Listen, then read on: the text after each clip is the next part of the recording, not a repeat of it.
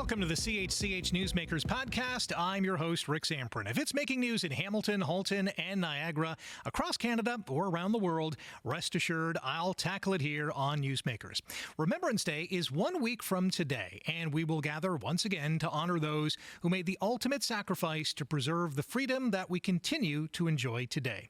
When it comes to the Canadian Armed Forces, Hamilton has a rich history, and here to tell us about it is retired Captain Tim Fletcher. Captain Fletcher, good morning. Thanks for joining us. Thanks for inviting.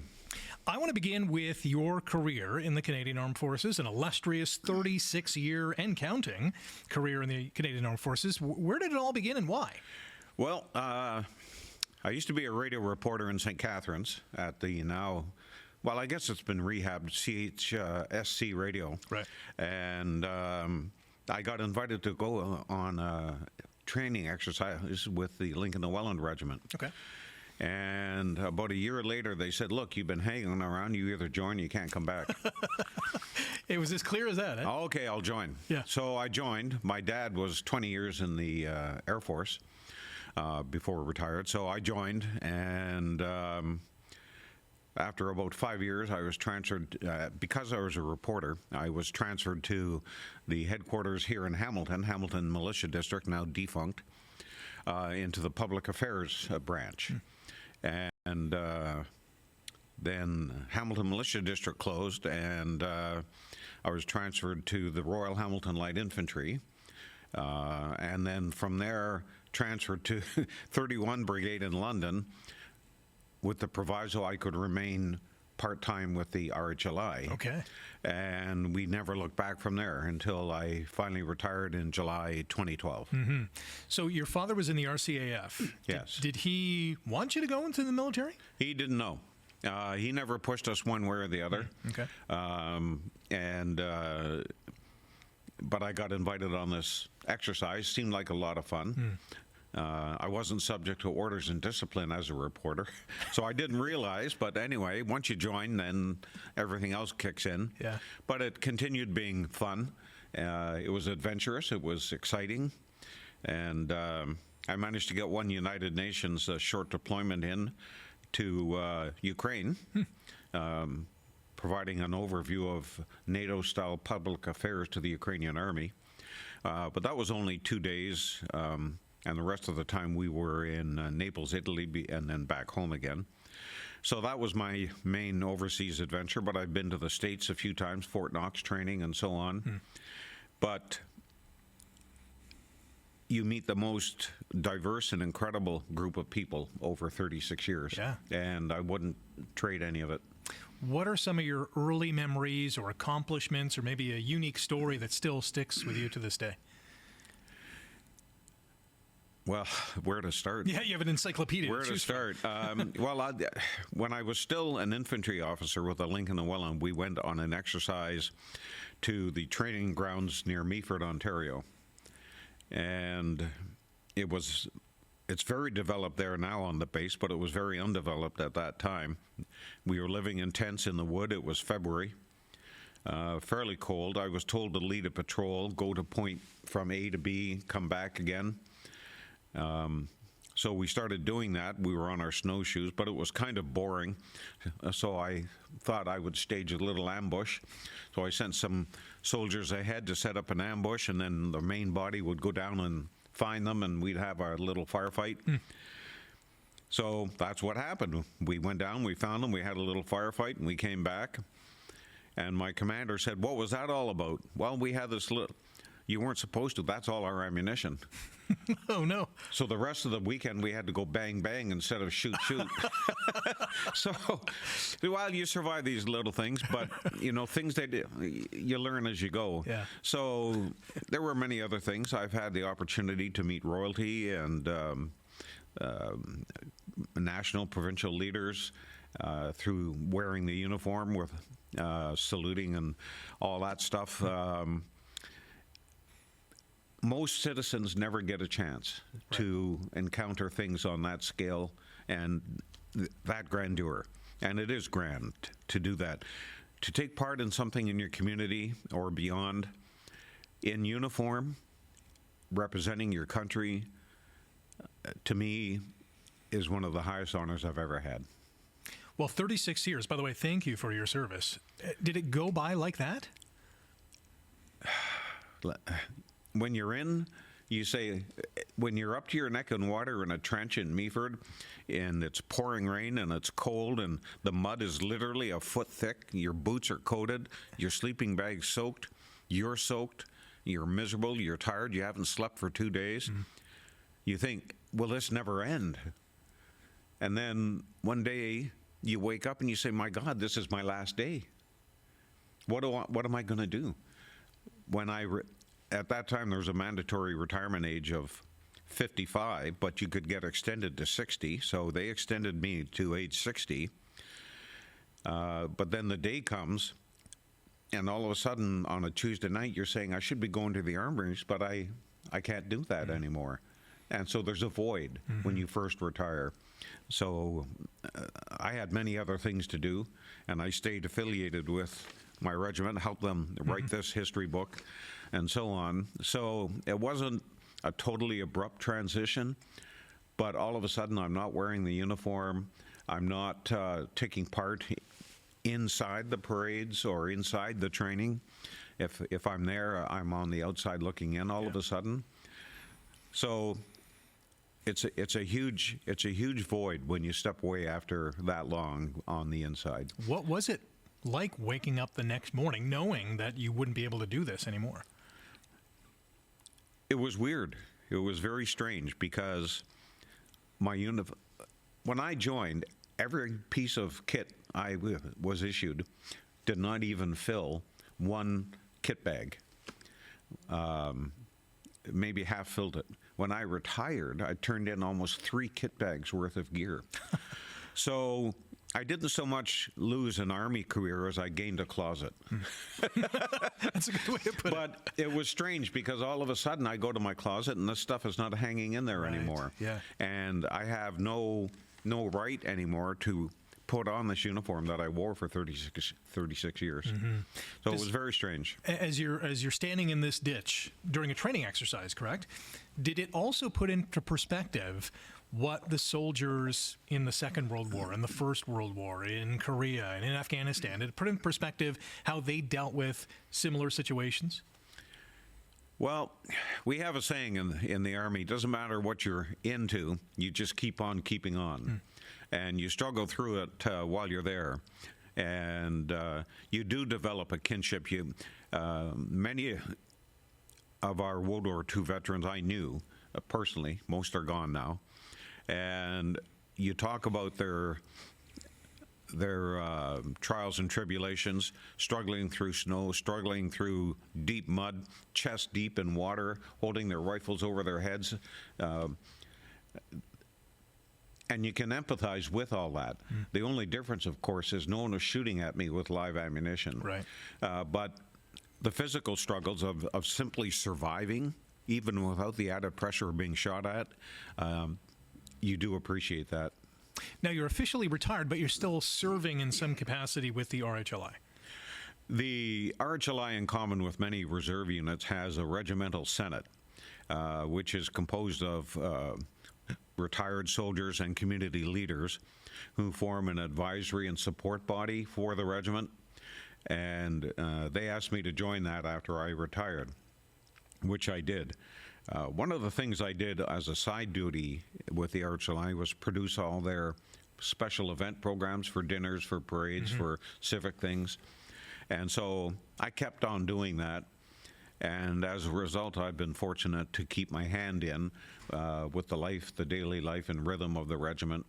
And so the transition hasn't been too bad, although my wife says I should be paid for this still, but Yes. But it keeps me busy and keeps me engaged. Absolutely. As I mentioned off the top, Hamilton has a rich history when it comes to the Canadian military. The Royal Hamilton Light Infantry, one of the units to lead the way. How did this all form? Before 1860 or 1862, that era, the military in Hamilton was a hodgepodge of independent small units, often formed at the whim of somebody who wanted to feel self-important or felt a sense of duty and wanted to form a military unit. And at that time, we also still had British soldiers in garrison in Hamilton. This is before Confederation. Before Confederation. So in 1862, Isaac Buchanan convinced the government to authorize the amalgamation of many of these independent companies, as they were called, into one regiment, the Royal Hamilton Light Infantry, as it is now. Back then, it was the 13th Regiment of Militia brackets Infantry. So that was formed in 1862 and brought some sense of order to the Hamilton military community and amalgamated a lot of loose structures into a more formal, a more disciplined structure. They began training. They raised their own money to build the first armory downtown, really? Where the current armory is. It was built at a cost of $4,000. Wow. And which was a lot of money back then. A lot of money back then. It was a wood frame structure. And from that structure, in 1866, they marched off to war for the first time in our own backyard in Ridgeway, Ontario, when the Fenians came across the border. The Fenians were Irish Americans who wanted to cause havoc here to put pressure on Britain to free Ireland across the ocean. So they came across and moved as far as Ridgeway, Port Colborne, and into that area. And the Canadian government mobilized. They sent the Queen's Own Rifles from Toronto across the lake by ferry, and they met up at the 13th Regiment and took the train on a circuitous route through Port Colborne to Ridgeway, where they got off and marched to the sound of the guns, as they say. The battle was disastrous, to say the least. At first it went well, but the Fenians were mostly Civil War veterans, very well trained, very well disciplined. Although, as it turns out, many of them were, shall we say, impaired at the time. Okay. But they knew how to fight. Yeah. So they led the Canadian forces into kind of a trap and then opened fire. And the inexperienced militia, many of whom had actually never even loaded their weapons prior to this, because training was very basic in those days, they broke and ran. And people are saying, well, they broke and ran, it was a defeat. But the Fenians never advanced another foot. They realized the people of Canada did not support them, and their cause was lost in Canada. They retreated. British forces were coming up the other way, almost as badly organized as the militia. And so the Fenians retreated back to Fort Erie, fought another pitched battle, and then retreated back across the river. That was the biggest Fenian raid. There were smaller ones just before and some after, but that was the highlight, and they never had a chance of success. So the Queen's Own Rifles and the 13th Regiment, with today's RHLI, fought the very first battle on Canadian soil, fought entirely by Canadian soldiers using more or less modern weapons. It was the very first, you might say, Canadian battle of independence. Right. And the Fenians retreated. So the battle tactically was a loss, but strategically a win, and set Canada onto its modern path. The politicians under Macdonald realized Canada had to get its act together. And what happened a year after that battle? Confederation. Right. So did those battles with the Fenians kind of set the stage for the importance of the RHLI, that this unit was desperately needed? It set the importance of Canada becoming responsible for its own defense. Okay. The British began withdrawing their soldiers from Canada. They were heavily involved in the Crimea and other places and needed their forces. And they were tired of paying for a military that they derived very little benefit from, at great expense to the British taxpayer. And they said, look, you've got to stand on your own 2 feet. And it took a very long time for that to happen. Canadian politicians, and I apologize if they're listening, have been very stingy in supporting the Canadian military. We're heroes in war and a burden in peace. Some ask for more than the government's prepared to give, as we've so famously heard. But we persevere. We last through trials and tribulations, successes and failures, because even with our reduced numbers, there are still tens and 20s and 30s of thousands of Canadians who have put on their uniform and are prepared to stand up for Canada. There's not many people that would do that. Yeah. The RHLI motto, Semper Paratus? Semper Paratus. Semper Paratus, thanks for correcting me. Always ready. Always ready. And that is still the case. It is still the case. In fact, they're training tonight for Remembrance Day. You'll see them down at the armories, uniforms on, lining up, marching in precision. We're welcoming our new honorary colonel this evening as well. And the honorary colonel is chair of the Senate and helps lead the regiment in the community. And then they'll be marching on Remembrance Day with the Argylls and all other HMCS Star and cadets, Hamilton Police marching. These are people who are prepared to stand up for this country, and I'm grateful that they do so in public where the people can see them. Yes, very much so. The RHLI, according to my research, and you can correct me if I'm wrong, and I might be, during the First World War, were in Britain, France, and Flanders, which is Belgium. Tactically sound? Do they make any, significant headway? The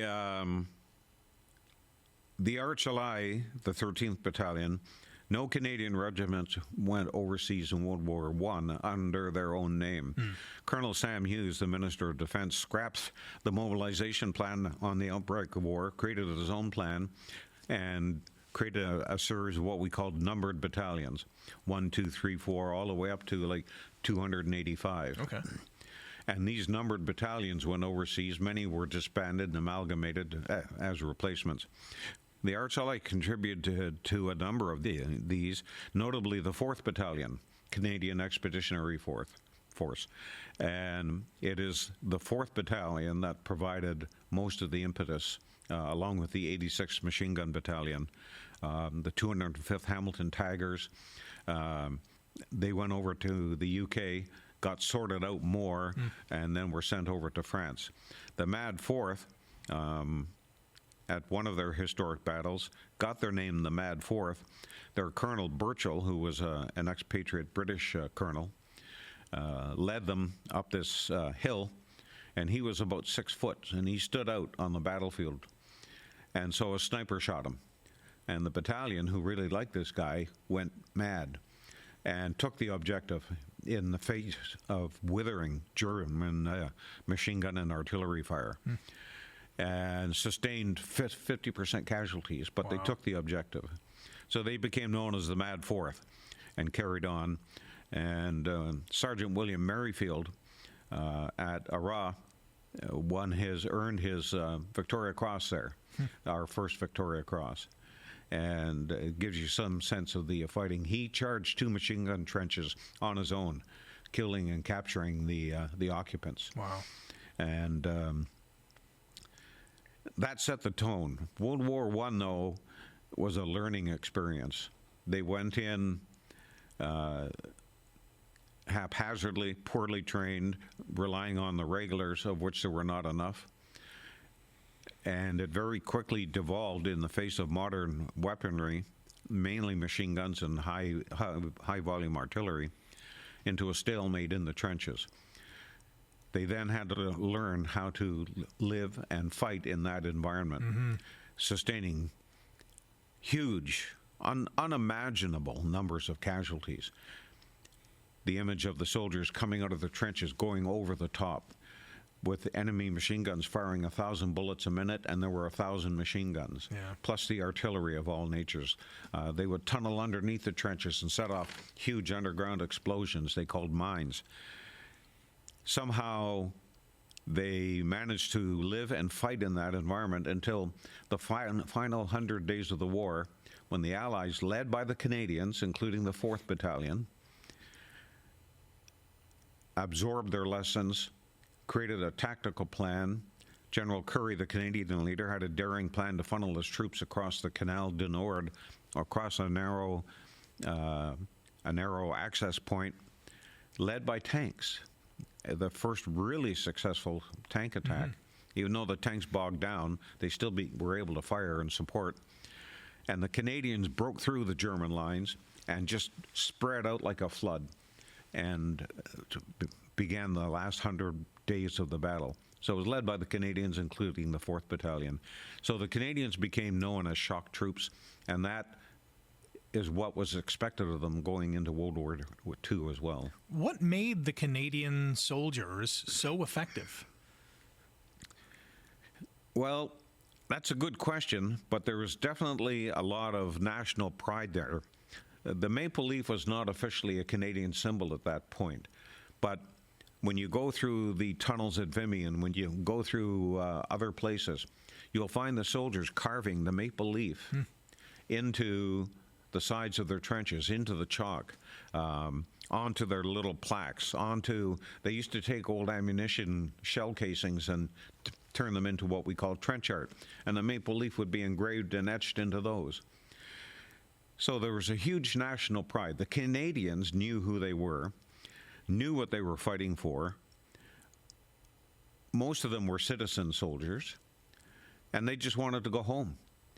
But they couldn't go home till the war was over. So they did their very best to end the war.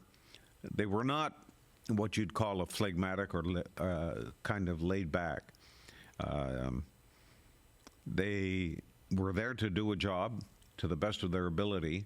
There was national pride, and they stood up and did not let obstacles defeat them. A lot of them were frontiers people, a lot of them were city people, but they stood up together. They were tough.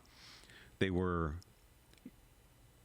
better fed than many of their European counterparts. They were taller, they were bigger, they were stronger, and led by this pride, they just became very, very tough soldiers led by good leaders, and they prevailed and overcame. To the Second World War, and there's many stories of Dieppe and the failure that it was, but the lessons that were learned through those 8 or 6 or however many hours it was for that particular event to come to a close. How significant was that? How big of a failure was it, and how significant was this battle? We don't call Dieppe a failure. Dieppe was a raid.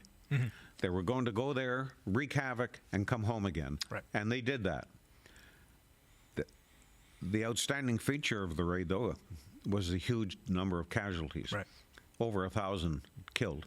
Many, many more wounded and maimed. The Rileys themselves lost 197 killed, and nearly 300 into captivity, many of them wounded, and most of the survivors that came back were wounded. But a lot of people say they learned lessons for D-Day, and they did. They knew that they couldn't attack a fortified town. They had to come across beaches, and they had to develop the means to do that.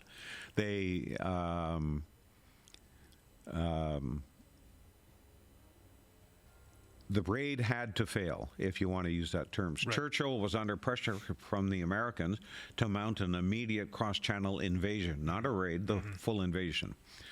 The Russians were reeling on the Russian front, the Eastern Front. And Stalin was putting pressure. You've got to do something to get the German pressure off us. Right. But Churchill said, I am not sending 4 or 5 or 6 divisions to France to have them wiped out again. It's not going to happen. We can't do it. So he had to massage the British, appease the Russians, and Dieppe became the foil for that. They sent off a large-scale raid. The first one was canceled. And the principle is, you don't remount a canceled operation because soldiers go on leave, they go into pubs, they write letters home. But Mountbatten said, we're going to do it again. He was chief of combined operations, became later Admiral Lord Louis Mountbatten, of course. And so the raid had to prove that an invasion was not practical at that point. That unfortunately involved an awful lot of Canadian casualties. But it has to be said the Canadian leadership was advocating for this raid. They wanted Canadians to get into action, and the Canadian public wanted to get in on the action. Some of the soldiers wanted to get in on the action, not all. Nobody wants to go and voluntarily be shot at. So they went. 2nd Canadian Division went and was massacred. Strategically, it proved an invasion couldn't work. It made them hold off for 2 more years. And as we know, D-Day did work. Right. So in that respect, it was good for D-Day. One of the names that came about from the Dieppe raid, or Operation Jubilee, was what it was called. RHLI Captain Dennis Whitaker was the only one to make it into town or make it to his objective. Do you know much about? I know Denny well. I knew Denny well. We called him the General, of course, because after the war, he was promoted to Brigadier. Him and another captain, Tony Hill, and some soldiers were both able to break into town. Whitaker led his people ashore, and there was a large casino there, a very strong point made of poured concrete and stuff. And he thought, well, that seems like a good place to be.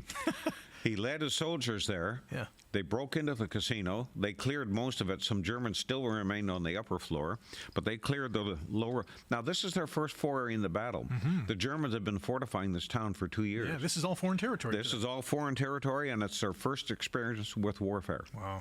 Live ammunition, people shooting at them, people dying all around, explosions, chaos, grenades being thrown, machine guns going off. The shingle on the beach was round rocks like this. A shell would hit that, blow the rock into 1,000 pieces, which became more shrapnel. Wow. Whitaker said, I'm going to the casino. Follow me.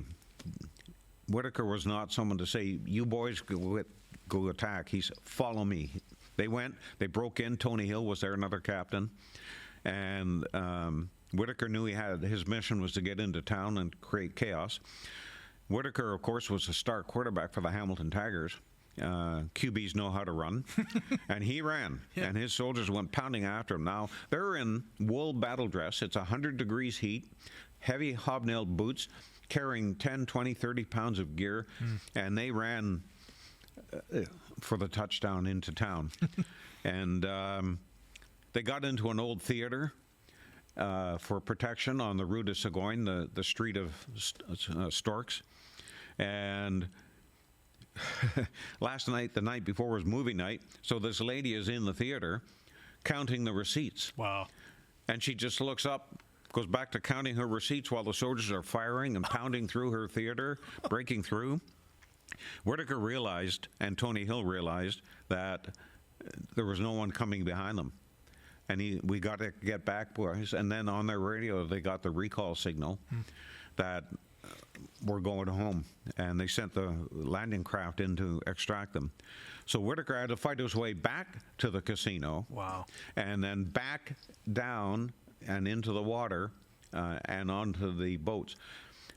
When he broke into the casino, and then he went through leading to town, they came under heavy machine gun fire. Into the trench, boys, and they all jumped into this trench. Well, it wasn't a trench, it was a latrine. No. So that's how he came back to England, coated in the debris from this latrine, wow, minus what was washed off. He got back to England, was given some rum, fell asleep in a storage room until one of his soldiers woke him up and said, "Sir, you got to go to London, there's a big meeting." That's how we went to London with Mountbatten and other generals and colonels in his battle dress, covered in the contents of that latrine, reeking of rum, as the senior surviving officer of the RHLI. He went on, of course, to command the regiment, leading them through some of the most vicious fighting anyone saw in World War II. Tremendous story. Honorary Captain John Weir Foote. We all know about the John Weir Foote Armories, where the RHLI is stationed. The only chaplain to receive the Victoria Cross. Yes. He wasn't supposed to be on the raid. He was told to stay back. Every regiment had a practice of LOB, left out of battle. 10% of the regiment stayed back to reconstruct the regiment in case of disaster. And that was very fortuitous in this case. Padre, you're staying there. No, Labatt told him, the CO told him, Labatt of Labatt's Breweries family fame. And he said, no, these are my boys. And he went. And on the beach, he got ashore. He was very burly. He was a big man. And he got onto the beach, and it was just catastrophe, as you know. One of the landing craft got washed ashore and was kind of turned sideways. He began going out into the open.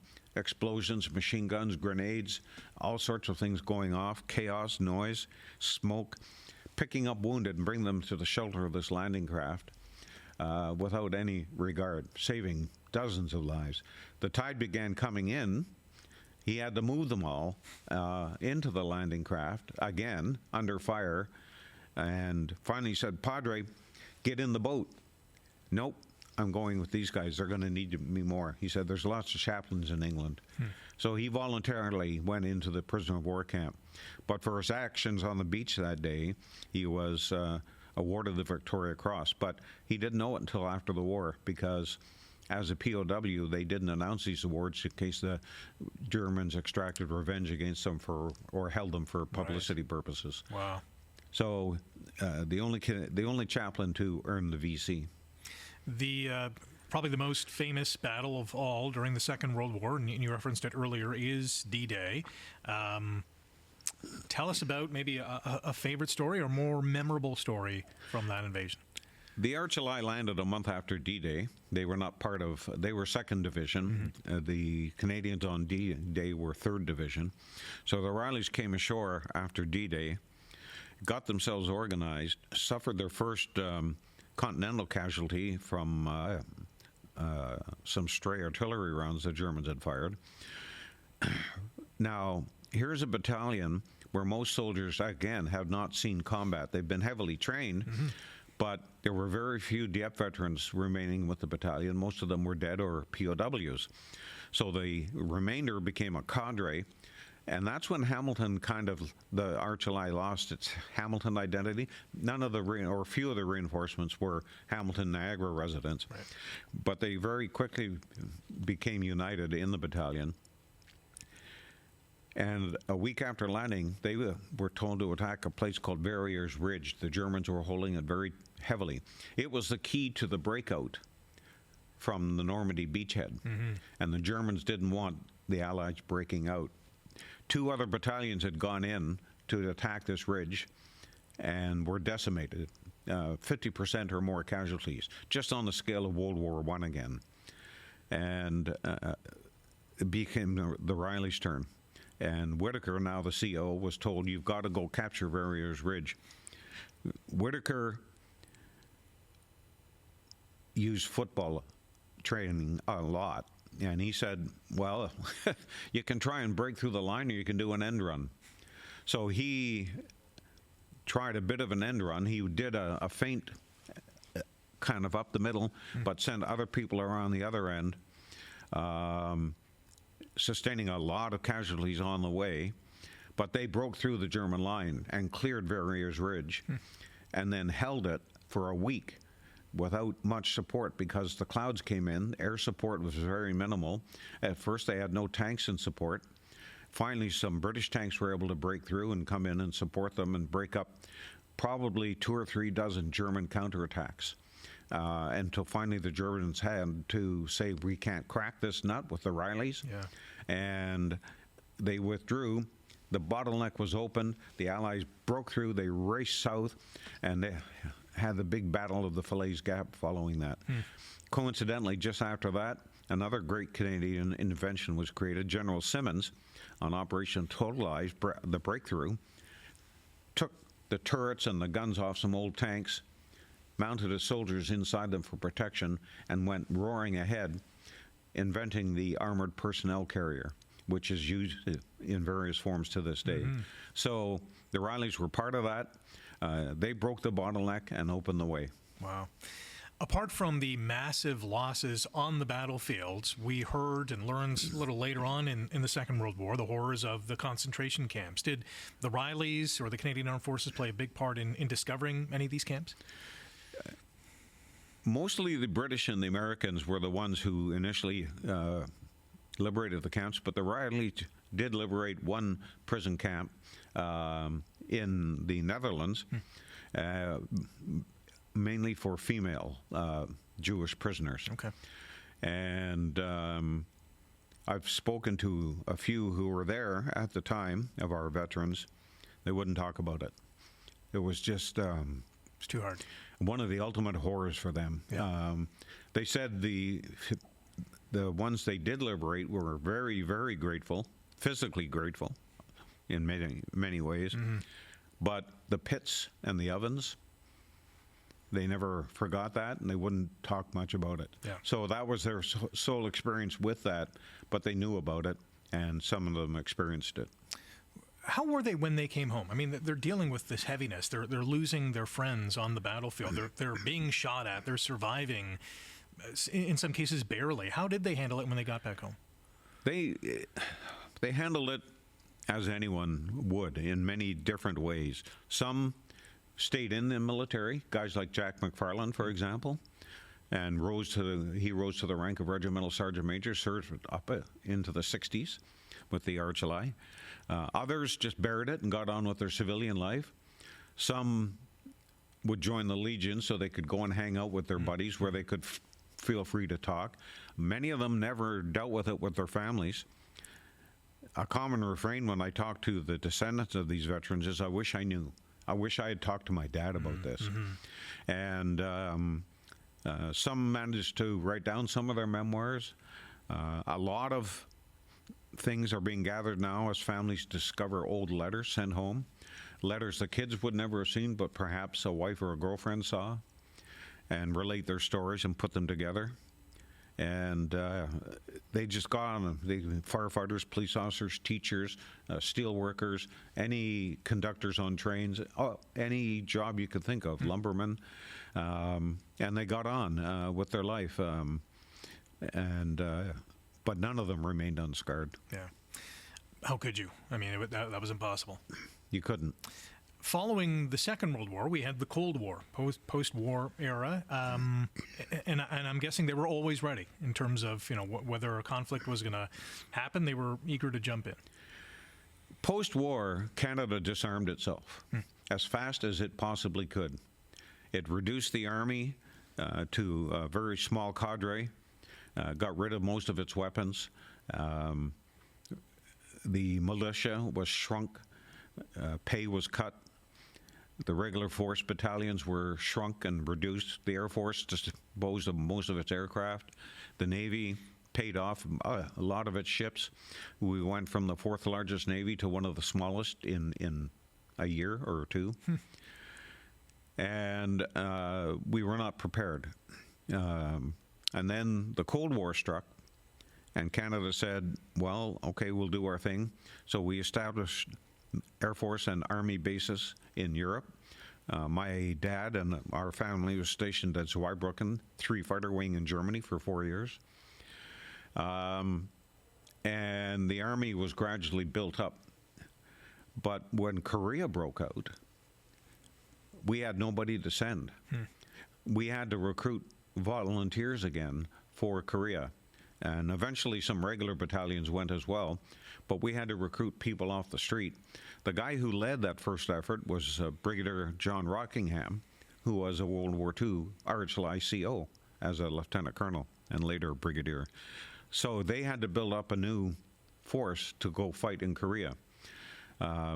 Post-war, as part of the Cold War in Europe, the Army decided to take a bunch of reserve regiments and have them raise a company of 120 soldiers who would then go overseas on full-time service to form part of a regular force brigade in Europe. The Rileys ended up sending 2 companies to this force. Eventually, they went over under their own cap badge, the Riley cap badge, but eventually they were amalgamated into one full-time battalion under the Royal Canadian Regiment, and that battalion was then sent to Korea to monitor the peace after the conflict. So Rileys, under another guise, did serve in Korea as well, having come from the front lines of the Cold War, if you will, to the front lines of a hot war, Korea, just after the armistice had been signed. So the Cold War, the politicians, and I come back to this, still not get it. the reserves at home were reduced from a fighting force. The politicians believed that nuclear Armageddon was just over the horizon. Mutual assured destruction, the MAD doctrine. So the militia was taken from war fighting to what we used to call snakes and ladders. They were trained on rescue, rope rescue, and civilian going through bombed out buildings, rescuing people, restoring order and services in that regard. Those were the dark ages. The militia lost its purpose, but a cadre, many of them World War II veterans, did stay on, stayed with it, and eventually the government had to change its policy, readopted the war-fighting nature of the reserves, and we've been slowly building back from that. So we have a saying that we won the war, but now we have to win the peace. And that is an ever-present struggle. We're now aiming to ramp up defense spending to 2% and maybe 5%, and there's no doubt that's going to be a multi-billion-dollar cost over many years, a sustained effort. But we have to grow the strength of the Army. There's no point buying new ships and airplanes and tanks if there's no people to run them. That's right. So the key thing is for young people today to see the Army Reserve and the regular Army and Navy and Air Force as a viable career alternative. The pay is excellent. We come back to what you first asked me. The opportunities can be unparalleled. It's an adventure that very few people will ever get to fully appreciate. But if you put yourself into it, the rewards are unparalleled. They're incredible. And it's a very honorable and worthy goal. Decades after the Korean War, we have the war in Afghanistan, which the RHLI was a part of as well. The RHLI sent more than 70 people to Afghanistan overall. We were lucky in that we didn't sustain casualties physically. There were some mental casualties, as you can expect. And a good friend of mine went over there, not O'Reilly, and he's gone now. I lost a friend from the Lincoln and Welland Regiment who was killed, Warrant Officer Dennis Brown. But I was fortunate not to lose any dear and personal friends. But as a public affairs officer, I assisted with the funerals of several, and that scars you. When I joined, I didn't expect warfare, to be honest. It was a Cold War. It wasn't a shooting war. And I figured that was the status quo. And then we got into peacekeeping. Friends of mine came under fire peacekeeping. And then the hot war broke out in Afghanistan when NATO and North America were attacked directly. And so we went to war. And the Rileys, the Argylls, other units in Hamilton, the artillery, all stepped up. The citizen soldiers said, I'm signing a contract up to and including my life. And they went to war. Fortunately, most of them came back and are okay. Is there a tradition that the Rileys have that most people don't know that you would like to share with them? The Rileys are a light infantry regiment, and the bugle of the light infantry forms part of the Capt badge. Traces back to the German hunting or Jaeger battalions. They adopted the bugle because the drum didn't sound that well in the woods and so on, so the bugle could cut through the battlefield. And that became part of our symbology. But as part of that, the RHLI, on ceremonial occasions, will march at the light infantry pace of 140 steps per minute, because that's what carried them into battle fast. So when they're marching alone and they decide to march at the fast pace, it's a struggle to keep up. But beyond that, they just have the light infantry tradition.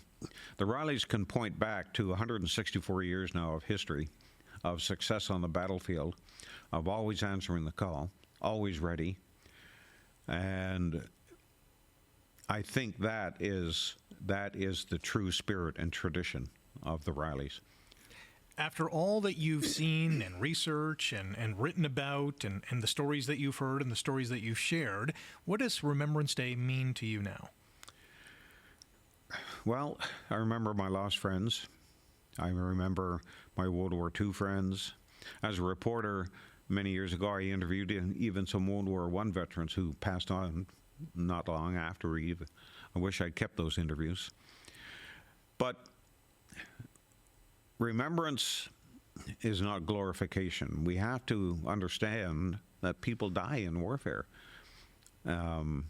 Nations put out huge efforts. The home front in Hamilton, the factories working, women into the workforce, replacing the men that went overseas. After World War I, the women kind of retreated back. But after World War II, the women said, I can do this, and I'm going to do this. It revolutionized society. But Remembrance Day can trace its roots back to the Fenian Raids. The Queen's Own in Toronto got tired of not having their sacrifice at Ridgeway remembered. And in 1890, they had put up a monument in Toronto and declared June 2nd to be Decoration Day, when they would go out and decorate the graves of their 9 Ridgeway casualties and gather at the monument and have a parade. The 13th Regiment in Hamilton adopted that practice. We lost 4 dead following the battle of sickness. They were drinking water out of swamps, out of filthy hats, and out of their hands. No food, no water. So they died of fever and other diseases after the battle. And other people began, and then the Boer War came along. We took casualties, and so we had to remember them.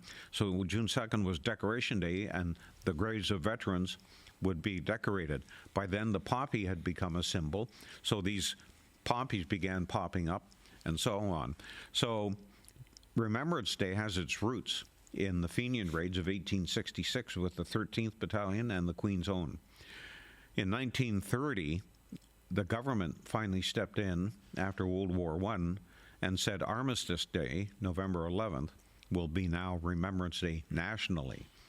So it became a way for Canadians to pay their respects, not just to the fallen, but to those who still serve today, because they have signed the same contract, up to and including their life. That's unique. Perhaps policing is similar, but where else do you find that? Canadians aren't supposed to die when they go to work. That doesn't account for the military. Yeah. So that's what I remember. I do remember the fallen. I do remember the sacrifice. But I remember the willingness of my comrades and myself to do what we would have to do if the time came. And I'm proud. I'm sad at the losses, but I'm proud that people then and today are willing to do what they have to do on behalf of other people. It's not for themselves, it's for other people. Yeah. That's what Remembrance Day is. We have to remember that there are people willing to do that for us. It is definitely a proud moment for sure. One of 365 days in which we look at our military veterans and those who are still in the ranks and thank them for their service. And I thank you for your service and for your time as well today. Thank you. And that is Captain Tim Fletcher, and thank you for checking out the Newsmakers podcast. And a big thank you to the all-star cast behind the scenes. If you like today's episode, click the thumbs up, hit subscribe, leave a comment as well.